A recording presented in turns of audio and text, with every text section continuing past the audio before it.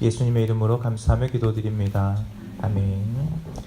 오늘 말씀 함께 보도록 하겠습니다. 우리 구약성경 잠언의 말씀이고요. 1장 20절에서 33절의 말씀까지를 함께 보도록 하겠습니다.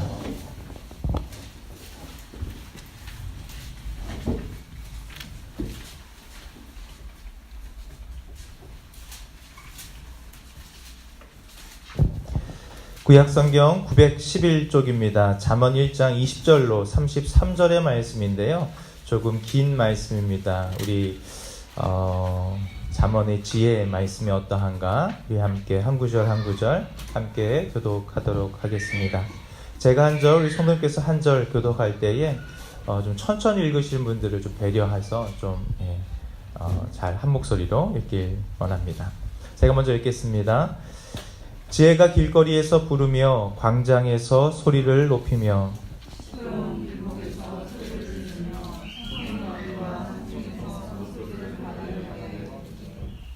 너희 어리석은 자들은 어리석음을 좋아하며 거만한 자들은 거만을 기뻐하며 미련한 자들은 지식을 미워하니 어느 때까지 하겠느냐.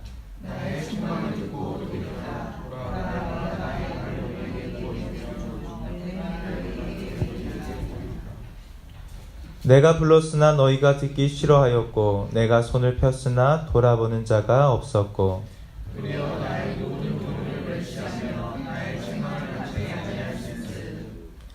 너희가 재앙을 만날 때에 내가 웃을 것이며 너희에게 두려움이 임할 때에 내가 비웃으리라.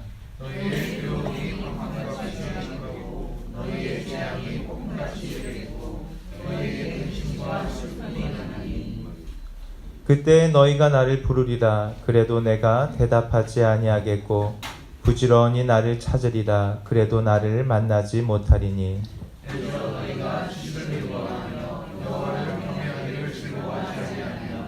나의 교훈을 받지 아니하고 나의 모든 책망을 없인 여겼음이니라.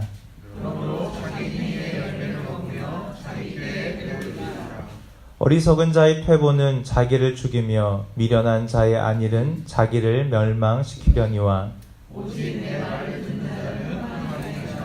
재앙의 두려움이 없이 안전하리라.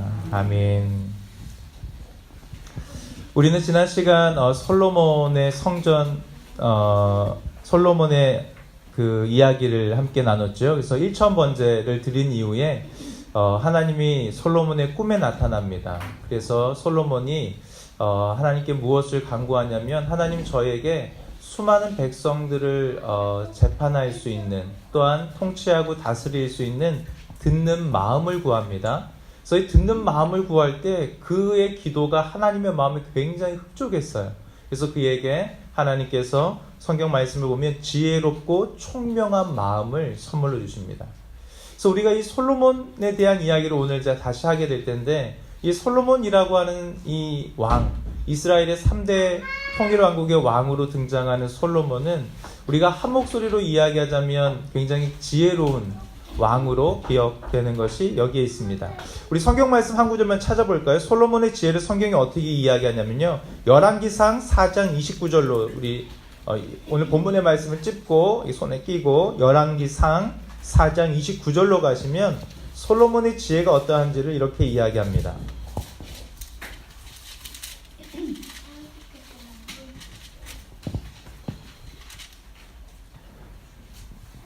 열왕기상 4장 29절로 30절 말씀까지 같이 읽겠습니다. 시작. 하나님이 솔로몬에게 지혜와 총명을 심히 많이 주시고 또 넓은 마음을 주시되 바닷가의 모래같이 하시니 솔로몬의 지혜가 동쪽 모든 사람의 지혜와 애굽의 모든 지혜보다 뛰어난지라.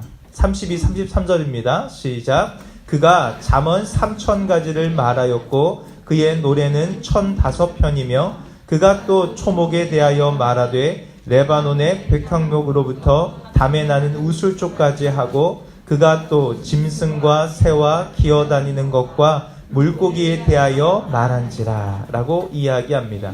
오늘 성경은 뭐라고 이야기하냐면 솔로몬이 1,000번제의 하나님의 헌신을 통해서 또한 그의 꿈에 나타난 하나님께 듣는 마음을 구하는 그러한 반응을 통해서 하나님이 그에게 지혜를 부어주시는데, 오늘 열왕기상 4장 뭐라고 이야기하냐면 하나님이 솔로몬에게 지혜와 총명을 심히 많이 주셨다라고 이야기합니다.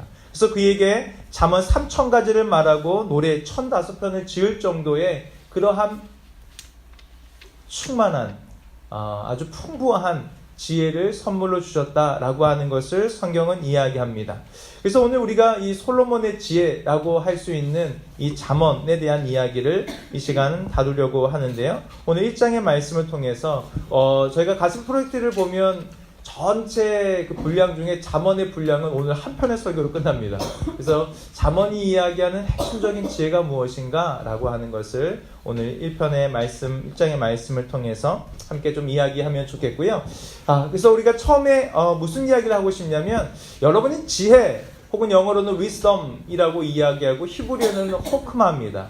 이 지혜라고 하는 단어를 딱 들으시면 연상되는 어떤 뭔가가 있으신가요?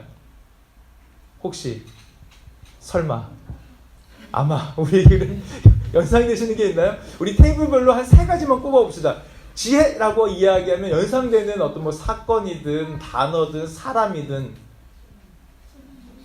토의하시면 됩니다. 이렇게 절부지 마시고 한 2, 3분 정도 시간 좀 드리겠습니다.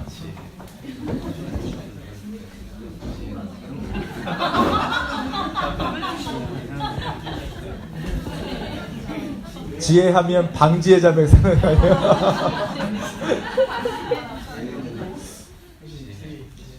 네, 나누시기 바랍니다.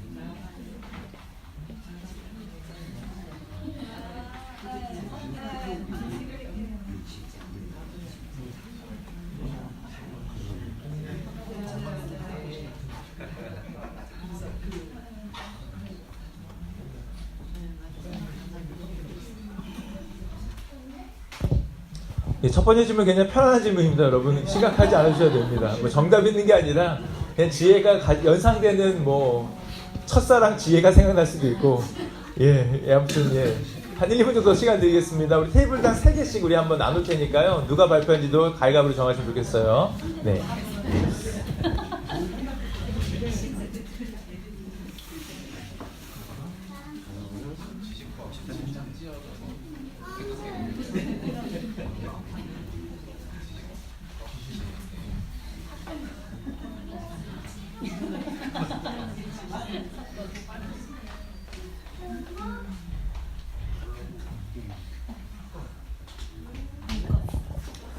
더 시간 드릴 수 없어서 우리 맨 뒤에 우리 가족 테이블부터 우리 이야기를 좀 듣도록 하겠습니다. 오붓해 보이는 우리 가족 테이블 부터 연상되는 3개 단어가 뭘까요, 집사님? 솔로몬하고요. 솔로몬, 잠언. 잠언. 하나는 네, 솔로몬과 잠언. 오늘 주제인데 그렇게 얘기해 주셨고. 그 밑에 테이블은 어떠세요? 이문수 권사님 테이블 3가지 뭐가 있을까요? 지혜하니까 뱀. 네. 그렇죠. 네. 뱀처럼 지혜로워라. 또 연상되는 게 있으신가요? 지혜를 잘 지고 방지의 생각. 저랑 같이 생각하셨군요. 우리 밑에 테이블도 지혜하면 뭐가 떠오르시나요, 집사님? 남지의 주스. 주로 사랑과 연관돼서 하나님의 말씀. 하나님의 말씀. 또 있나요? 보물. 지혜는 보물이다. 우리 가운데 테이블의 미모의 4분의 우리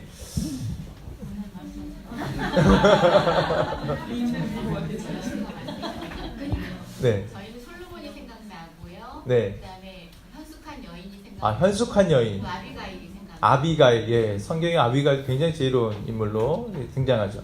우리 김노부 선생님이 얘기한 것을 중심으로요. 어렸을 적에 지혜 누나가 생각난다고 했고요.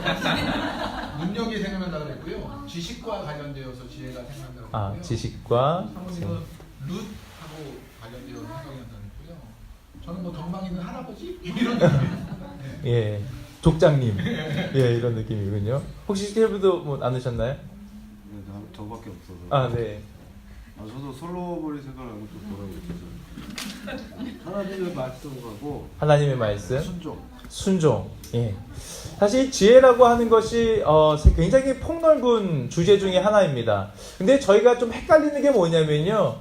이 지식과 지혜의 차이를 좀 혼동하시는 분들이 있는 것 같아요.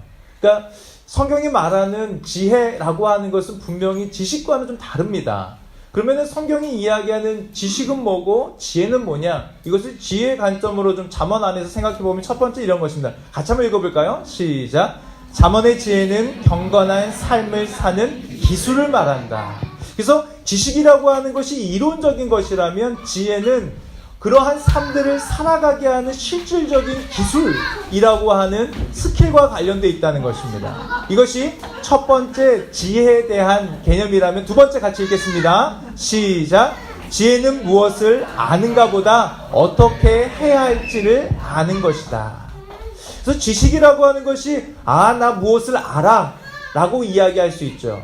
그래서 요즘 언어에 대한 관심이 많으니까 지식은 만약에 영어를 아는 것입니다. 근데 지혜는 뭐냐면 적절하게 그것을 쓸 수 있는 삶 가운데 표현할 수 있는 기술로 나타날 때 그걸 지혜라고 할 수 있죠. 이 차이를 좀 이해하시겠나요? 예, 한 가지 정의만 더 들자면 이렇게 이야기할 수 있어요. 같이 읽겠습니다. 인생이라는 바다를 항해하는 기술을 지혜라 한다. 그래서 이 지식과 지혜를 하나의 비유, 예로 들자면 마치 인생이라고 하는 넓은 바다를 항해하는 기술과 같다라고 이야기할 수 있습니다. 사실 지식적으로 항해가 무엇인지, 바다가 무엇인지, 배를 어떻게 조작하는지 지식적으로 알고 있다고 해도 지혜라는 것은 실제로 인생이라는 바다에서 내가 그동안 배우고 학습한 모든 지식을 통해서 실제로 그 바다를 항해해 갈 수 있는 것, 그러한 기술이 지혜라고 이야기할 수 있습니다. 그래서 성경이 보통 우리가 지식이라고 하는 것이 이론적인 것이라면 지혜는 이 이론적인 것을 삶 가운데 적용하는 실질적인 기술이 될 수 있습니다. 자, 이렇게 생각하면요, 우리가 지금 아이들에게 가르치는 것은 지식일까요? 지혜일까요? 저희가 초등학교 아이들에게, 그래서 우리가 학교에서 배울 뿐 아니라 학원을 보내시잖아요. 혹은 중학교나 고등학교 혹은 대학에서 배우는 이 학문이라고 하는 것이 지식에 가까울까요? 지혜에 가까울까요? 예, 제가 아무리 생각해도 지식에 가깝습니다. 그래서 많은 청년들이, 많은 학생들이 고민이 뭐냐면 내가 분명히 오랫동안 언어를 배우고 사회와 과학과 문화를 배우는데 막상 이것을 가지고 어떻게 살아가야 할지에 대한 방법에 대해서는 잘 배우지 못합니다. 그래서 오늘날의 사회가 정보, 지식화의 사회인데 뭐가 부족해요?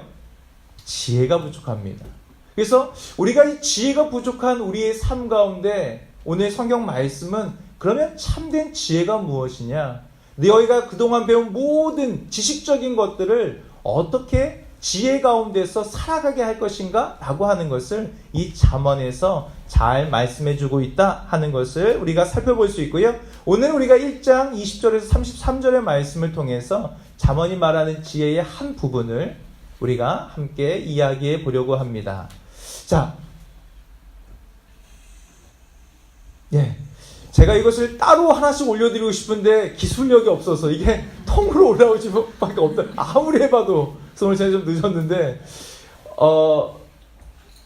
예, 나머지는 안 보인다 생각하시고, 자, 맨 이쪽에 보시면 좀 글씨가 작지요. 지혜의 초대 보이시나요? 여기 있습니다. 여기서부터 이렇게 돌아갈게요. 자, 나머지는 안 보이시는 겁니다. 자, 따단, 첫 번째 지혜의 초대. 예, 그게 20절에서 21절의 말씀입니다. 중요한 것은요, 오늘 잠언 1장 20절에서 31절의 말씀에 보면 이 지혜라고 하는 것이 의인화돼서 나타납니다. 그래서 이 지혜가 하나의 사람이에요.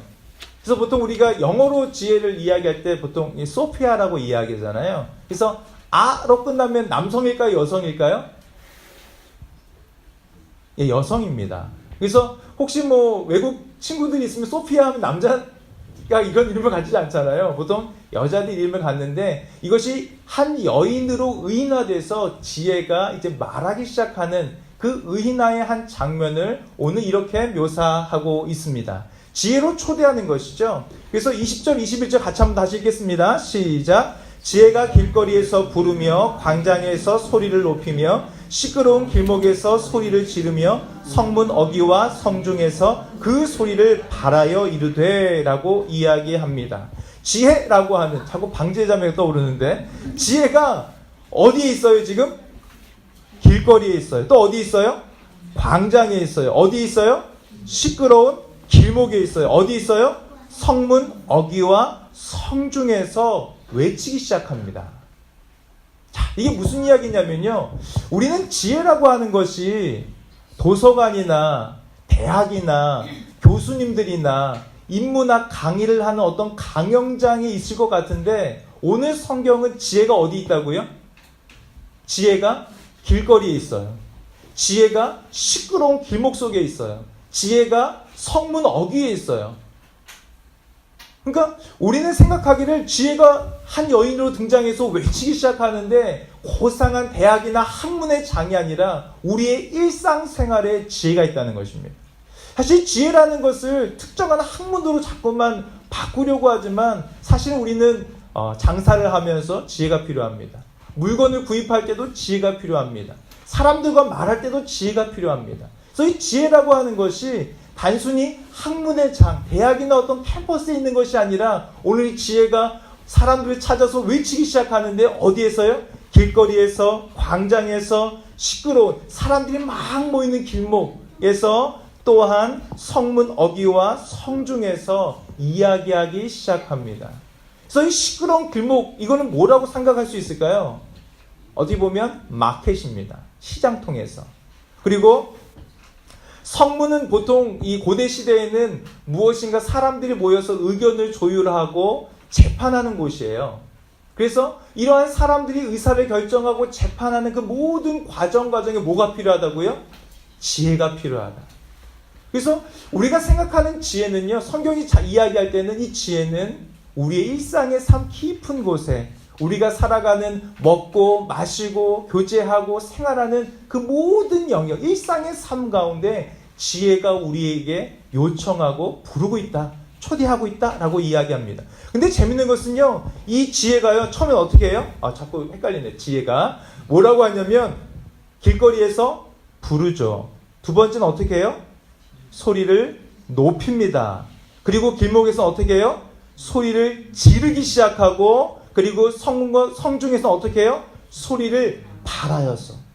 그러니까 지혜가 우리의 일상의 삶 가운데 찾아와서 처음에는 말하기 시작하고 소리를 내면서 소리를 발하다가 외치기 시작하는 거예요. 이게 지금 지혜가 우리의 삶 가운데서 행동하는 어떤 의인화를 통해서 이렇게 이야기하고 있습니다. 그러면 지혜가 왜 이렇게 소리를 높일까요?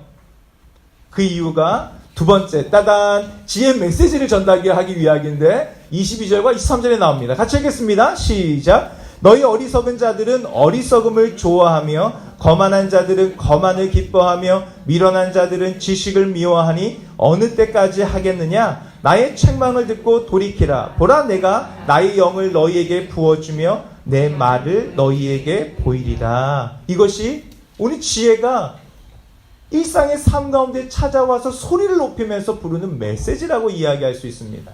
왜냐하면 많은 사람들이요, 어리석은데 어떻게 해요? 계속 어리석은 거예요. 거만한 자가 계속 거만한 길로 갑니다. 그리고 오늘 본문에 보면 미련한 자가 여전히 지식을 미워하고 자신의 삶으로 가는 거예요. 그것을 지혜가 일상의 삶에 찾아와서 외치고 소리치는 것입니다. 그래서 너희가 어느 때까지 그렇게 가겠느냐? 그래서 항상 넘어지는 사람은 그 자리에서 넘어져요. 항상 실족하는 사람은 그 자리에서 실족해요. 항상 망하는 사람은 그 자리에서 꼭 망합니다. 그러니까 그 얘기를 하는 거예요. 너희가 어리석은데 어리석은 자들은 항상 어리석은 자의 자리, 그 지점으로 가고 너희 거만한 자들은 그 거만한 자리에서, 미련한 자들은 그 미련한 자리에서 항상 넘어지니 언제까지 이렇게 할 거야? 라고 지혜가 외치기 시작합니다. 혹시 우리 삶에도 그런 게 있나요? 나는 항상 이 지점에서 넘어져. 작심삼일. 나는 항상 뭔가 결심하면 3일째 되면 항상 넘어져. 나는 항상 이런 불의의 사람 앞에서 항상 실족해. 우리가 항상 넘어지는 그러한 자리가 있는데, 그것이 지혜를 떠난 사람, 어리석고 거만하고 미련한 자들이 항상 그러한 어리석음과 거만과 미련함 가운데 반복되는 그러한 삶들을 지혜가 지금 꼬집어주고 있는 것입니다. 그래서 뭐라고 이야기하냐면, 이 나의 책망을 듣고 돌이키라 라고 이야기하는 것입니다. 무슨 책망일까요?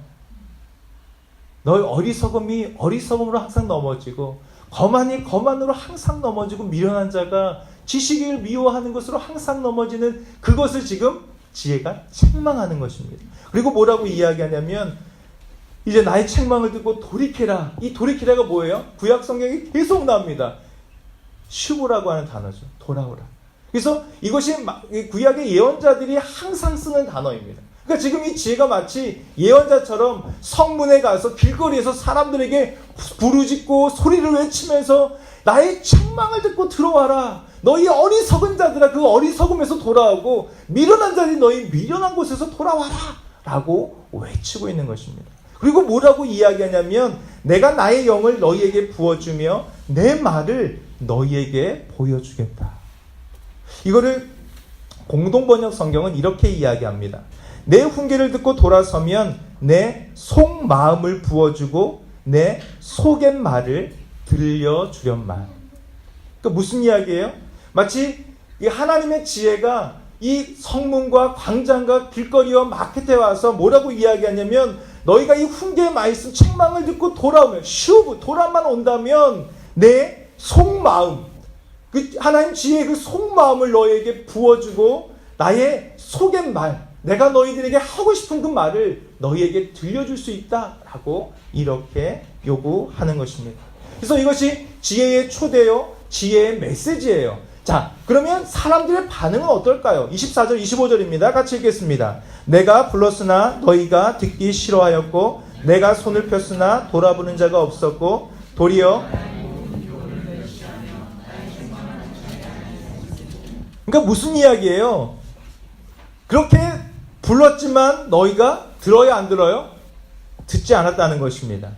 내가 지혜가 손을 우리 가운데 폈으나 그것을 돌아봐요? 돌아보지 않았다는 것입니다. 도리어 어떻게 해요? 지혜의 교훈을 멸시하고 지혜의 책망을 안 받으려고 애를 쓰는 것이 사람들의 반응이에요. 혹시 우리 부모님들은 잘 아시죠? 자녀들에게 책망하고 때로는 교훈하고 훈계합니다. 그러면 잘 받아들입니까? 저기서 아니요. 저도 해보면 왜 항상 왜 불을 안 끄지? 화장실 나오면 불을 끄면 되잖아요. 아이들이 불을 안 꺼요. 아니 자기가 변을 봤으면 물을 내리면 되잖아요. 그래서 가다 보면 깜짝 놀라요. 누구야? 그래서 수색하면 딱 걸리는 친구가 있어요. 그래서 왜 안 될까요? 항상 교훈하고 책망하고 때로는 훈계하지만 항상 듣지 않아요. 근데 제가 아이들을 이렇게 훈계하고 때로는 요즘에 저희 집에서 이거 합니다. 김만자 세금 애들에게 1분 동안 이렇게 이 벌칙을 세우는데 제가 참 안 듣는 것 같아요. 제가 그래서 아이들에게 훈계하고 책망하고 때로는 이게 손바닥을 때리거나 이렇게 그럴 때도 있잖아요. 근데 때로는 제 감정이 너무 격해가지고 정말 화가 나서 엉덩이를 그냥 팍 때릴 때가 있을까요? 없을까요? 네, 저를 그렇게 보시는군요. 근데 제가 어느 날은 딱 깨달았는데, 만약에 하나님 아버지가 나를 이렇게 대하시면 나는 매마다 죽을 수도 있겠구나. 제가 아이들을 대하는 것처럼 하나님이 나를 대하시면 나는 매마다 죽을 수도 있겠구나. 이런 생각이 들어요. 그러니까 사실은 우리는 잘 변하지 않습니다. 잘 바꿔지지 않습니다. 그래서 항상 어떻게 해요? 어리석음이 항상 어리석음으로 결론을 내고 거만이 거만으로 미련이 미련으로 결론 낼 수밖에 없는 그러한 것이 늘 우리의 반응일 수밖에 없는 거예요. 근데 그러한 것 가운데 이제 어떻게 해요? 26절, 27절은 그러한 반응할 때 결과를 이렇게 이야기합니다. 26절, 27절입니다. 시작. 너희가 재앙을 만날 때에 내가 웃을 것이며 너희에게 두려움이 임할 때에 내가 비웃으리라. 너희의 두려움이 광풍같이 임하겠고 너희의 재앙이 폭풍같이 이르겠고 너희에게 근심과 슬픔이 임하리니. 그러니까 하나님이 주시는 그 지혜를 떠난 사람들에게 뭐가 와요? 오늘 성경 말씀에 보면 재앙을 만난다는 거예요. 뭐가 와요? 너희에게 두려움이 임한다는 것입니다. 근데 이것이요 마치 어떻게 해요? 광풍처럼. 광풍이 어떻게 빠른 속도로 온다는 것입니다. 이러한 재앙과 두려움이 어떻게 해요? 폭풍같이 휘몰아쳐 우리의 삶 가운데 찾아오기 시작한다는 것입니다.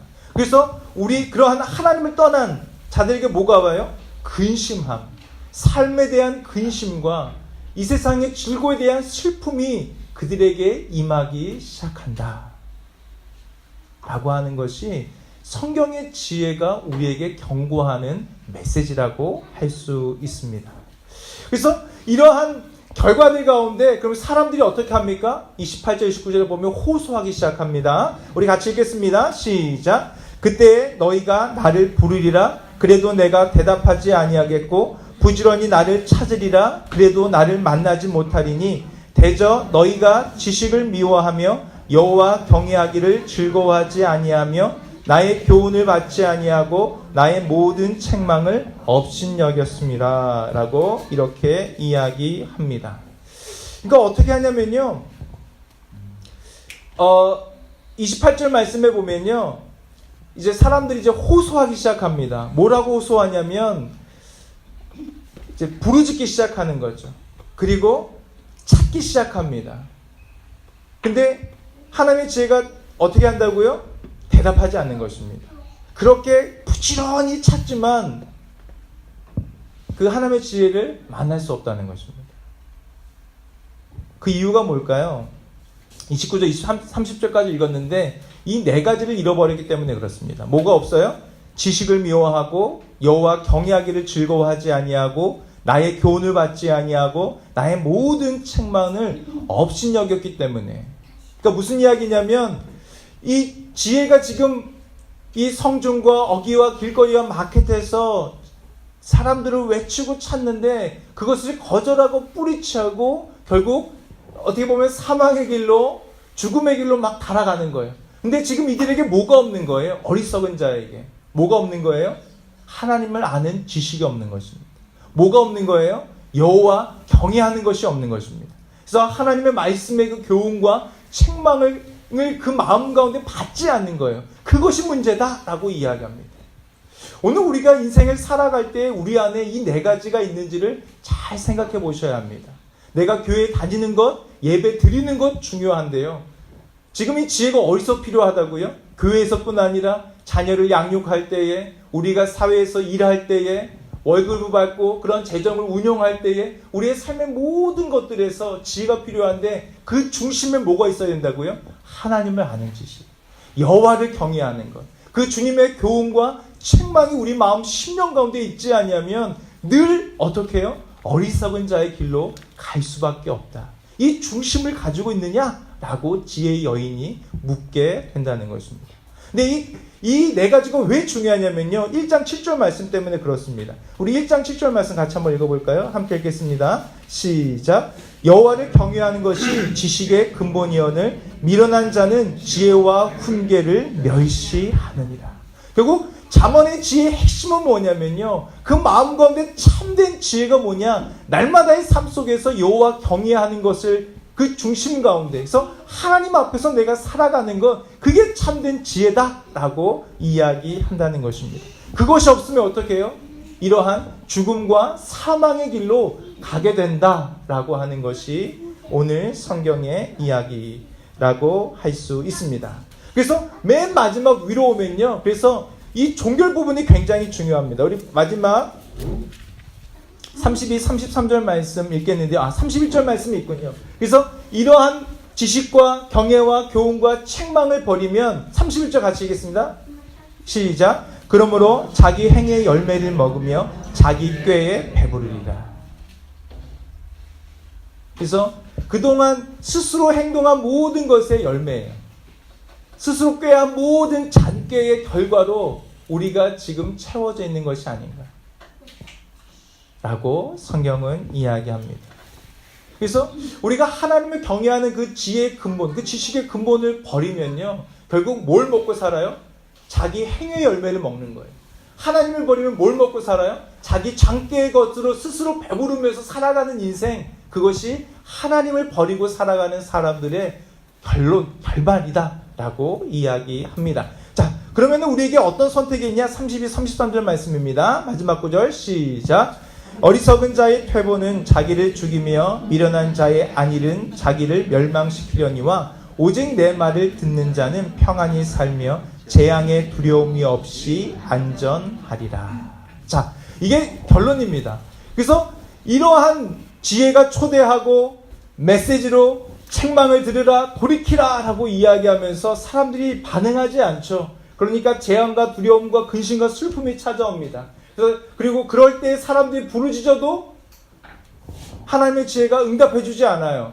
그러면은 우리의 삶에 이제 선택이 남아있다는 거예요. 무슨 선택이에요? 너희의 그 어리석음과 미련한 것들을 버리고 이제 어떻게 해요? 오직 하나님의 말씀을 듣는 여호와 경외를 회복해라. 그것을 선택할 때에 이전과는 다른 하나님의 지혜의 삶들이 열려지게 될 것을 이야기합니다. 그래서 오늘 본문의 말씀은 닫힌 설교가 아니라요, 열린 설교예요. 이게 이해가 되세요? 그래서 결국 너희는 지혜를 떠나면 망할 거야 라고 하는 그 설교가 끝나지 않고요, 지혜 여인이 지금 말하고 싶은 거는 너희가 망하기 때문에 결국 뭐 하라는 거예요? 하나님의 말씀을 선택해라. 이것을 선택해야 살 수 있다 라고 하는 것을 소리 높여 이야기한다는 것입니다. 근데 여기 32절에 보면요, 어리석은 자의 퇴보, 이게 좀 어려운 말이죠. 이 퇴보가 뭐냐면요, 돌아선다는 것입니다. 어리석은 자가 하나님을 향해 가다가 등을 돌리고 돌아서는 것, 퇴보, 뒤를 돌아서 보행하는 것은 스스로를 죽이는 일이야 라고 이야기하는 거예요. 이게 이해가 되세요? 그리고 미련한 자는 어떻게 해요? 안주한다면 미련한 자가 아유, 이 정도 신앙하면 됐지, 이 정도 나 하나님 살아가면 됐지 라고 안주하면 뭐예요? 결국 그거는 멸망하는 일이야 라고 이야기합니다. 그러니까 우리가 뭘 선택해야 돼요? 오직 하나님의 말씀, 그 지혜의 말씀을 듣는 자가 되어서, 그러면 두 가지 선물을 주죠. 뭐예요?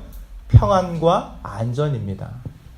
평안이라고 하는 샬롬이라고 하는 것이 내적 모든 두려움, 근심, 걱정, 고통과 어떤 내적인 모든 것에 대한 샬롬의 평안이라면, 안전은 뭐예요? 상황의 안전입니다. 우리의 주거, 경제, 관계, 자녀, 우리의 삶의 모든 외적인 것에 대한 안전을 하나님이 우리에게 약속해 주신다라고 하는 것을 이야기합니다. 그래서 마지막으로 한 가지만 더 말씀드리면요, 이 오늘 32절에서 어리석은 자라고 하는 단어가요, 그럼 어떤 사람이 어리석은 자냐라고 이야기할 때요, 어리석은 자라고 하는 단어가 심플입니다. 심플이 뭐예요? 단순한 사람. 보세요 한번, 누가 단순한 우리 교회에서. 자, 이 말씀 좀 이해하려면요, 우리가 1장 4절 말씀을 좀 봐야 되는데요, 1장 4절 말씀 한번 같이 읽어볼까요? 시작.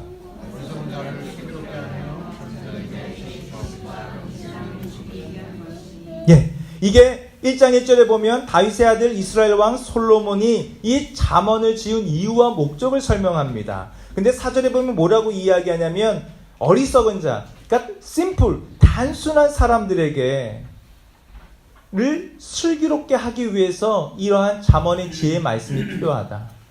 그러니까 단순하게 그냥 삶을 생각하고 살아간다면 그 사람이 좀 더 슬기롭기 위해서 뭐가 필요하는 거예요?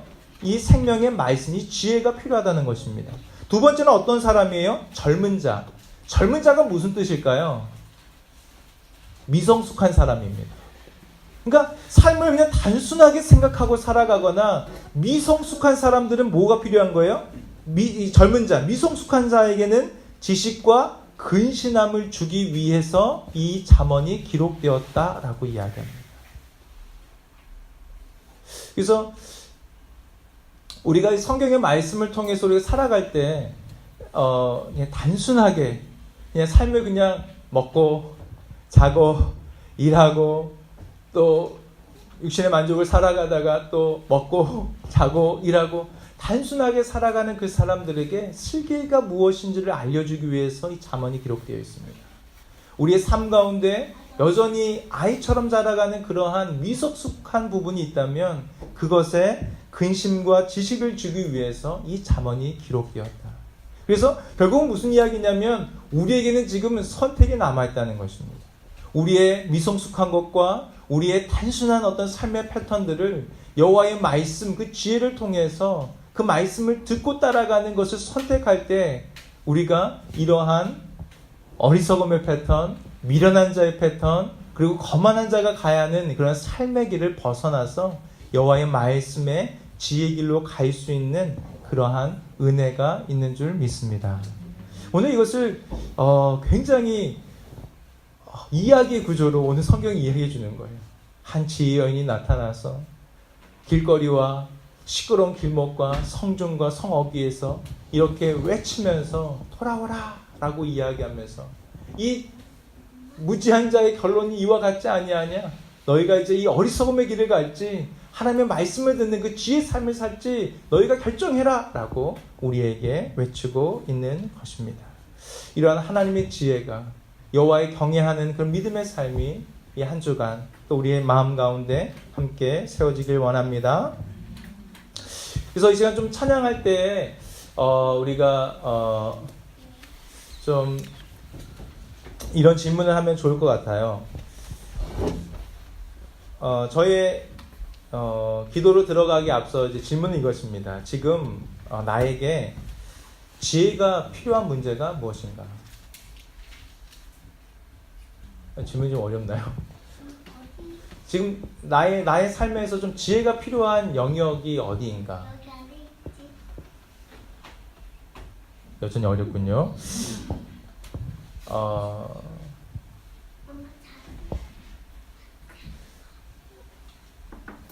우리가 살아가면서 참 지혜가 절실히 필요할 때가 있는데 지금 나에게 하나님의 어떠한 지혜들이 나의 삶의 어떤 부분에 필요한지 좀 생각하면서 찬양하고 또 그 부분을 놓고 기도하는 시간을 가지면 좋겠습니다.